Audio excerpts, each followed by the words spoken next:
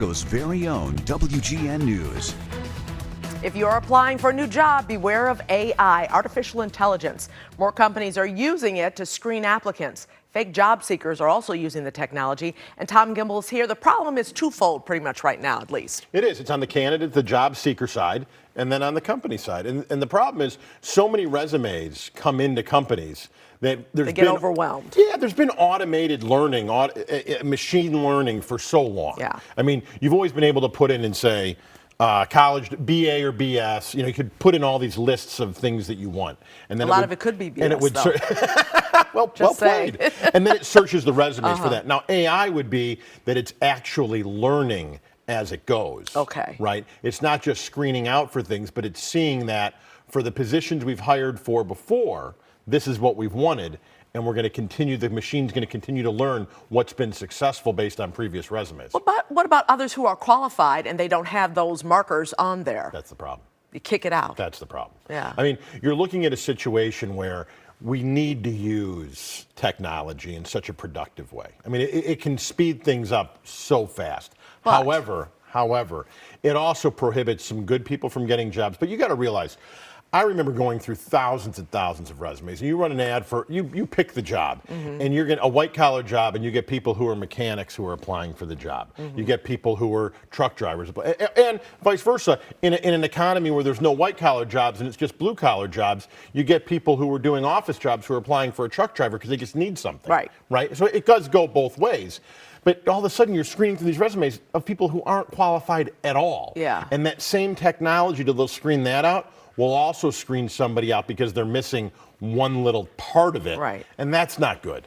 Okay, I'm going to go to the other one, but first, how do you know if these companies are using AI if you're the person applying? You got to figure that the majority of companies are using some sort of artificial intelligence. Big companies or just companies? No, I think companies in general. Okay. That they're using it to try to understand, because now a Fortune 500 company, a Fortune 1000 company may have their own software that's doing it.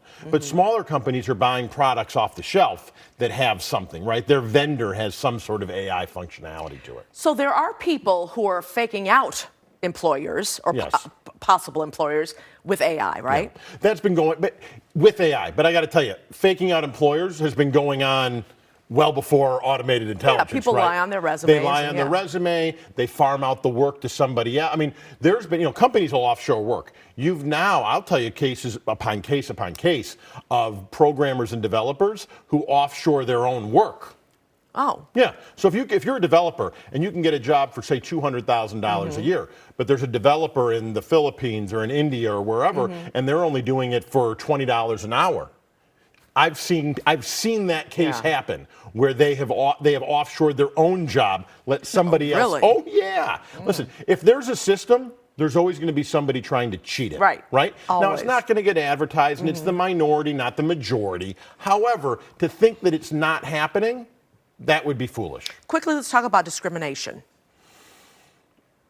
in AI. It exists. Okay. It exists. I mean, that's the challenge, is that it's almost to an extent some sort of, for lack of a better word, I'd call it maybe racial profiling, is that you put in who you hired from the job on the resumes, and it learns based on the skills, not based on race. That was probably the wrong verbiage to use. Okay. But you put in the stuff, it's going to discriminate against. You can discriminate against college other things degrees. than race, Yes, you're going to have great experience. You went to Yale, you went to Drake. Exactly right. Okay. You're just going to discriminate against Ivy League people or for Ivy League people. That type of thing can end up happening in itself. Because you got to remember, automated intelligence, it's learning. It's learning who you hire for these positions. So good or bad? Oh, I think that in anything that is advancing things exponentially, there's always going to be mistakes. There's two ways to do things. The Apple way, which is when they would wait until the product was perfect before rolling it out. And the Facebook way, which they'd always make mistakes and they'd fix it while they were going. You pick which is perfect. You want to wait 3 more years for your iPhone to come out? Do you want to have a problem? So I think too often society, you know this, we talk about it all the time. Yeah. We're looking for perfect. Perfect doesn't and exist. Quick fixes too. And we got to stop pointing the finger and say, just fix it. Yeah. No blame, just fix it. And beware. Thank you, Tom. Always good advice. Good to be with you.